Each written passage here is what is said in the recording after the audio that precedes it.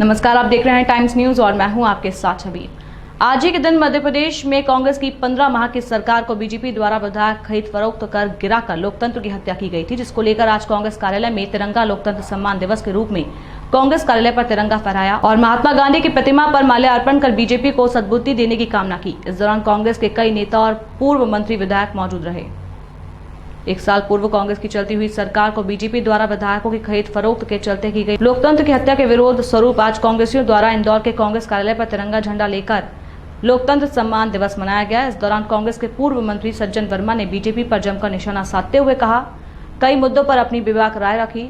उन्होंने कहा कि आज ही के दिन कांग्रेस के पूर्व मुख्यमंत्री कमलनाथ ने इस्तीफा दिया था, जबकि भाजपा ने मध्य प्रदेश की धरा पर लोकतंत्र की हत्या की। विधायक सांसद बिक सकता है, इसकी कभी किसी ने कल्पना नहीं की थी, लेकिन शिवराज सिंह चौहान एंड कंपनी ने विधायकों की खरीद फरोख्त करके चलती हुई कांग्रेस की सरकार को गिरा दिया था। मध्य प्रदेश की जनता ने इसे लोकतंत्र की हत्या माना। पूर्व मंत्री सज्जन वर्मा ने कहा कि कांग्रेस के संपर्क में भी बीजेपी के 35 से 40 विधायक संपर्क में थे और आज भी संपर्क में हैं, लेकिन कमलनाथ ने कहा है कि जो कृत्य बीजेपी ने किया है वो कृत्य हम नहीं करेंगे, क्योंकि 2023 में मध्य प्रदेश की जनता उन्हें सबक सिखाएगी। वहीं प्रदेश में की जा रही भूमाफिया पर कार्रवाई को लेकर सज्जन सिंह वर्मा ने कहा है कि कोई भी माफिया चाहे किसी भी दल का हो, यदि जनता को उनके कारण परेशानी हो रही है तो ऐसे भूमाफियाओं पर कार्रवाई जरूर की जानी चाहिए, क्योंकि भूमाफिया किसी भी दल से संबंधित नहीं होता, ये केवल लाभ कमाने वाले लोग होते हैं। साथ ही उन्होंने कहा है कि ये जिसकी सत्ता होती है उसके साथ चिपक जाते हैं। हालांकि सज्जन वर्मा ने मध्य प्रदेश में की जा रही भूमाफियाओं की कार्रवाई को लेकर कहा कि बीजेपी द्वारा ये द्वेषपूर्ण भावना के चलते कार्रवाई की जा रही है। ज्योतिरादित्य सिंधिया को लेकर भी सज्जन वर्मा ने कहा कि ज्योतिरादित्य सिंधिया आध्यात्मिक गुरु हो गए हैं। आपको बता दें, इससे पहले शिक्षक आंदोलन के समय कुछ शिक्षकों द्वारा ज्योतिरादित्य सिंधिया का काफिला रोका गया था, जिसके बाद सिंधिया ने शिक्षकों से वादा किया था कि उनके लिए सड़क पर उतरेंगे, लेकिन आज भी शिक्षक सड़क पर घूम रहा है और सिंधिया जी मस्ती में गाड़ी में घूम रहे हैं। इस दौरान पूर्व मंत्री सज्जन वर्मा पत्रकारों से कहा कि ज्योतिरादित्य सिंधिया की पूछ परख भाजपा में नहीं है। करीब 1 साल हो गए हैं केंद्रीय मंत्री बनने के नाम पर प्रधानमंत्री से लेकर मुख्यमंत्री तक मिलने जा रहे हैं। 1 साल में सिंधिया जी बीजेपी में केवल फुटबॉल बनकर रह गए हैं। यह आज लोकतंत्र सम्मान दिवस मनाया जा रहा है, इसे किस तरीके से देखते हैं कांग्रेस? देखिए, आज के दिन भारतीय जनता पार्टी ने मध्य प्रदेश की धरा पे लोकतंत्र की हत्या की थी। विधायक बिक सकता है, सांसद बिक सकता है, ये कल्पना कोई भारत का नागरिक कर नहीं सकता, लेकिन भारतीय जनता पार्टी की मध्य प्रदेश शिवराज सिंह एंड कंपनी ने विधायकों को खरीद फरोख्त करके चलती हुई सरकार कांग्रेस की गिराई।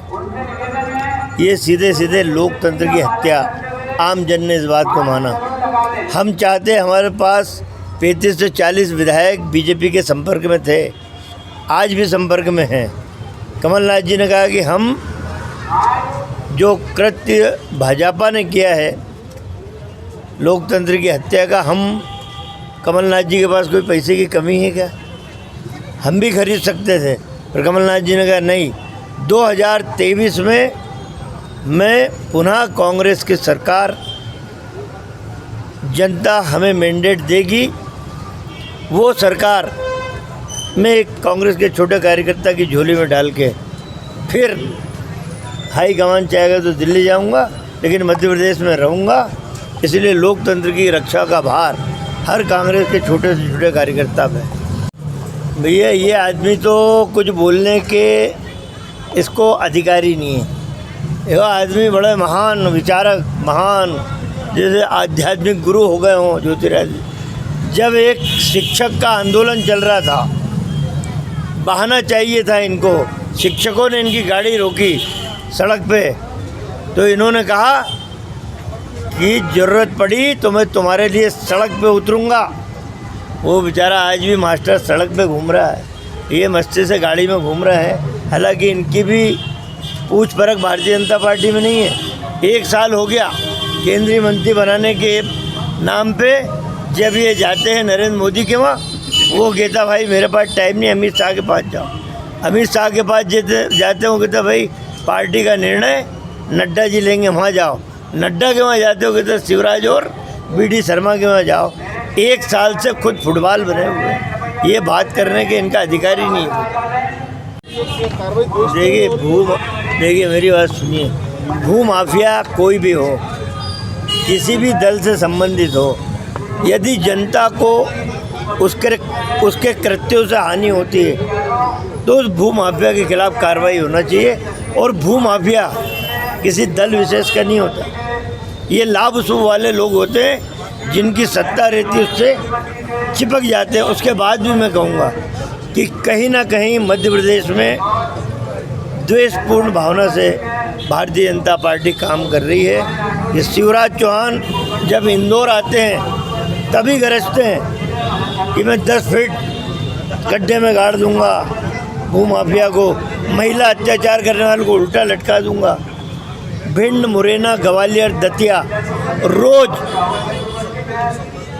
शासकीय अमले पे, माइनिंग वालों पे रेत माफिया हमला कर रहा है, फॉरेस्ट वाले, वन माफिया वाले गोली मार रहे हैं। वहाँ जाके शिवराज चौहान की आवाज़ नहीं निकलती कि चंबल की धरती पे जाके जो यहाँ हुकार भर रहे हैं वहाँ जाके हुकार भरे। इंदौर की धरती उर्वरा है, यहाँ डरा लो, चमका लो, माल खींच और गायब हो जा। हाईकोर्ट से, ग्वालियर से और इंदौर से, तो क्या स्थिति बन रही है क्या चुनाव? देखिए एक बात समझ लीजिए, पूरे विश्व में भारतीय जनता पार्टी से बड़ी पाखंडी पार्टी कोई नहीं है। महंगाई रौद्र रूप ले चुकी है। डीजल, पेट्रोल, गैस, खाने का तेल आप देख लीजिए 150 रुपये, दाल 180 रुपये किलो। इतनी महंगाई, शहर वाले परेशान हैं। बीजेपी जानती कि अभी शहर में चुनाव करा लिए शहर के, तो भारतीय जनता पार्टी को हार का मुंह देखना पड़ेगा।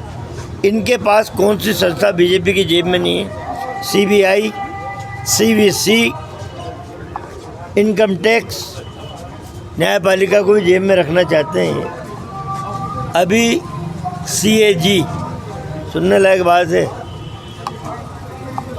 Chief accountant general of India, उन्होंने अभी परसों डाटा भेजा है कि 14,500 करोड़ रुपया मध्य प्रदेश की सरकार का मिसलेनियस है। 14,500 करोड़ कहाँ गया? 14,500 करोड़। और 10 महीने के कार्यकाल में अभी शिवराज ने 12 बार वित्तीय संस्थाओं से कर्ज लिया है। ये पैसा जा कहाँ रहा है? तो जनता सब समझ रही है, महंगाई का दावा न ले, इसलिए चुनाव बढ़ाना चाहते थे। एन केन प्रकरण न्यायपालिका का सहारा लेके इन्हें चुनाव आगे खिसका दिया। टाइम न्यूज़ देखिए अब